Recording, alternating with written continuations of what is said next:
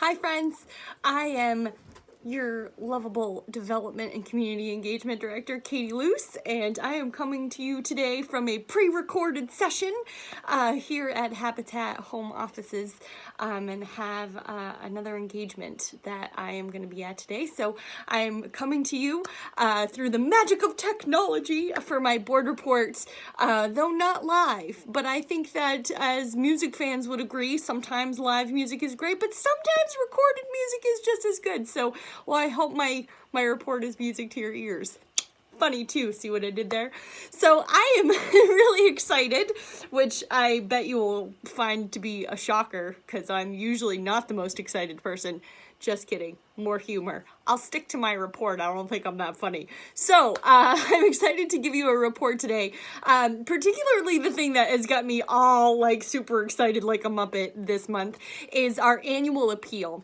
This annual appeal has gone smoother than any project I think I have worked on in my entire career, which is really saying something because annual appeals are not an easy thing to put together. And there are a couple of factors. First of all, our volunteers. We have some of the best volunteers in all of the world. And I put out a call early on saying I'm going to have some of these kits available. And if you want to come and help. And everybody rallied to our rescue for annual appeal. So our two amazing office volunteers helped to prep all of the kits. We did 15 of them thus far, 16 of them. One was kind of a half, so I don't know if that really counts. But we're going to count it today. So we had 16 kits and every single one of them has gone out the door already. So a couple of them, 3 of them, as I'm looking around, have returned already. And we're not slated to go out until, to hit the post office until November the 17th. So we are well on our way to having a very smooth annual appeal. And what was also really great about this annual appeal is that we were able to target folks in a way that we haven't before. So thanks to our Salesforce project, special shout out to Chris for recommending Salesforce, because we have been able to target letters for the first time, I think, since the history of this organization, which is really, really cool. So we designed letters speaking specifically to the roles that folks had here at our organization. So we did volunteer donor hybrids.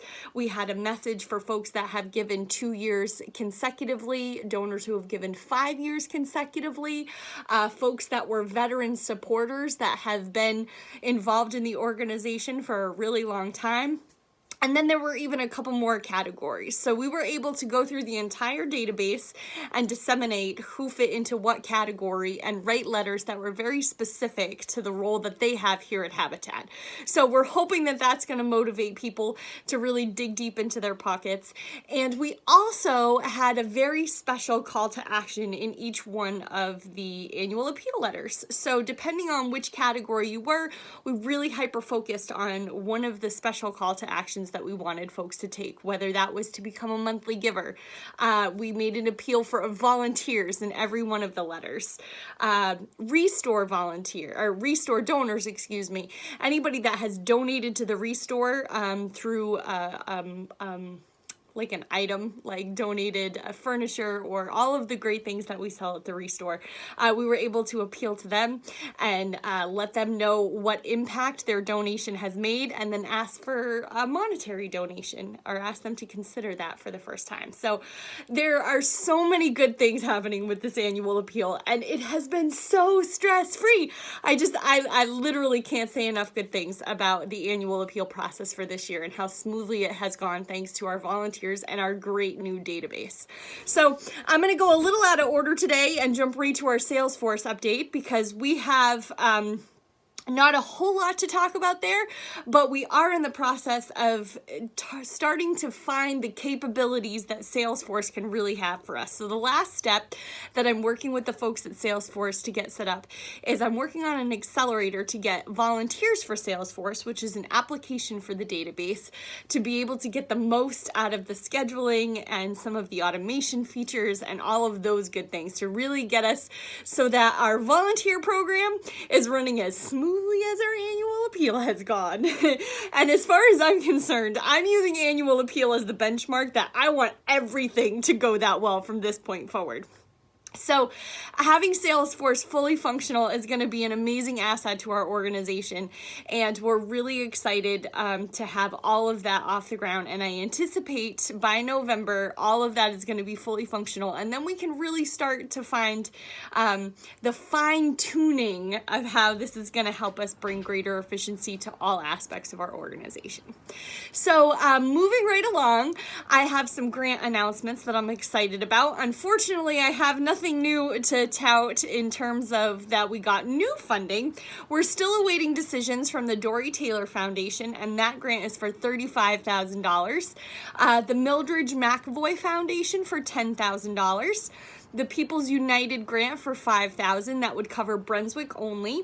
And then the Women's Giving Tree, the Maine Women's Giving Tree that gave us a grant last year, invited us to submit a letter of intent, and I am so excited about the letter that we just submitted for them, because I think that one of the greatest things is that they talk specifically, or they grant specifically, organizations that help women. And so one of the great things that our weatherization and repair teams do is a lot of times they're elderly women that are either in a dire need themselves because they live alone, or they're caring for an ailing spouse that has significant issues. So as I was preparing for that, one of the greatest things is to write testimonials in a letter of intent. And then also preparing some final reports. So I was doing some dual research that had some really great effects for all of the things that we're doing in terms of grants. And one of the couples that I talked to, they're an elderly couple. They had applied to the program. They were waiting for their work to be done. And while they were waiting for their work to be done, they were in a tragic car accident. And so this car accident left him in a wheelchair, and she struggled with several things in the aftermath of that accident as well. But what that meant is that they lived on a knoll in such a way that the ramp that they needed was going to be way too expensive, especially with the cost of building supplies going up, the zigzags that they needed to make it the right pitch and all of that kind of stuff. That's why I'm development and I don't work on math or the repair teams. But all of the regulations in terms of getting the coding right for that ramp was going to make it so expensive that it was just so cost prohibitive that they researched all of their options and they just couldn't find one that worked. So because they had already applied, by the time that their work got done, they had this new need for a ramp, and our team went out and they built this ramp for them. And so getting to talk to these homeowners and to hear the impact firsthand of what the volunteers' work has done really made it so that I was able to articulate to a much greater degree what the impact is through our letters of intent and our grant reports and further grant applications. So I really feel like our grant applications have stepped up in a way that they haven't before, and really being able to tell the story about why this funding is so crucial. So we're still waiting on all of those ones that I mentioned, but we also are applying for a few new ones that I'm really excited about, 3 in particular. So the first one is the Alfred Center Fund, which as soon as I am done recording this, I am going to go drop off that application, and I'm really excited about this one because previously they have given us between $3,500 and $5,000, and because I have been building relationships with some of the grant makers and some of the folks that are the gatekeepers of the grants, she shared with me that they haven't been receiving as many applications as they usually do. So knowing that they give grants up to $20,000, I increased our ask this year to $15,000 because we're going to be able to put that money to really good use, and I think there's a really good chance that they might give it to us. And if they don't give us the whole thing, maybe they'll give us a little bit more. Even $7,500 would be amazing.